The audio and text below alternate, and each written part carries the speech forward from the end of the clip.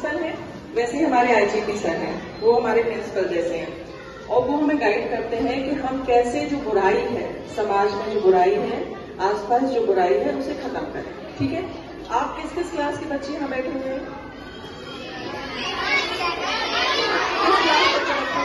Nursery to 10th month. Okay, 10th तक के बच्चे हैं। तो नर्सरी के बच्चे तो नहीं समझ पाएंगे, पर 10th क्लास तक के बच्चे, जो 5th के बाद वाले बच्चे हैं, वो समझ पाएंगे। या वो बच्चे समझ पाएंगे जिन्होंने अपने आसपास ये देखा होगा कि किसी के जो पड़ोसी हैं या आसपास के लोग हैं ड्रिंक करके आते हैं, है ना, नशा करके आते हैं, शराब पी के आते हैं। और वो मुझे याद आ रहा है अपना एक इंसिडेंट। जब मैं छोटी बच्ची थी, तब मेरे पिताजी के एक फ्रेंड थे और वो काफी ड्रिंक करते थे और मुझे याद है कि वो अपनी फैमिली को, बच्चों को बाहर निकाल देते थे जब वो ड्रिंक करते थे रात में। और वो आंटी जो है वो रोती रहती थी और वो हमारे घर आती थी। मुझे ये बचपन की याद है, मतलब जब मैं शायद 2nd या 3rd क्लास में रही होंगी।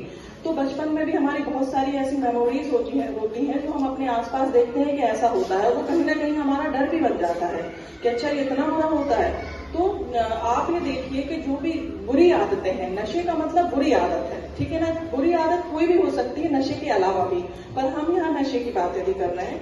तो ये जो बुरी आदतें हैं ये आपके पास किसी भी माध्यम से आ सकती हैं। आप अभी तो आप बहुत छोटे बच्चे हैं, आपका जब आप बाहर जाएंगे, कॉलेज में जाएंगे, अन्य लोगों से मिलेंगे। अभी तो यहाँ आप अपने पेरेंट्स, गार्जियंस के बीच में है, आपके टीचर्स इतने अच्छे हैं कि आपको देखे रहते हैं कि आपकी कोई एक्टिविटीज गलत तो नहीं हो रही, कोई आपको इस तरीके से भ्रमित तो नहीं कर रहा है कि आपको बता रहा हो कि नहीं ये करते हैं, ये सही है। तो जब आप बाहर जाएंगे तब आपको नई नई चीजें मिलेंगी। जैसे मैं बाहर पढ़ाई करने गई थी इंदौर, अब मैं छोटे से शहर की लड़की इंदौर बाहर गई पढ़ाई करने, तो वहां तो मुझे बहुत अलग अलग लोग मिले। कुछ लोग ऐसे मिले जो मुझसे कहते थे चले मॉल चलते हैं, हम शॉपिंग करने चलते हैं। अब मैं तो पढ़ाई करने गई। कुछ लोग ऐसे मिले कि अच्छा ये भी कर सकते हैं।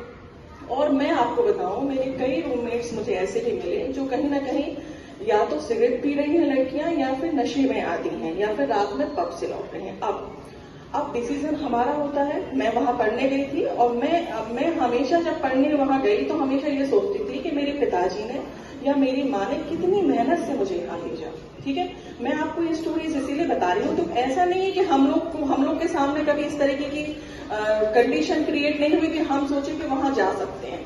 आप ये सोचें, आपके सामने ऐसे लोग मिल रहे हैं जो आपको इस तरीके से प्रभावित कर रहे हैं, ऐसा किया जा सकता है। पर हमारा डिसीजन होता है ना, हमारा जो मन है, हमें ही डिसीजन लेना पड़ता है अंततः कि हमें किस ओर जाना है।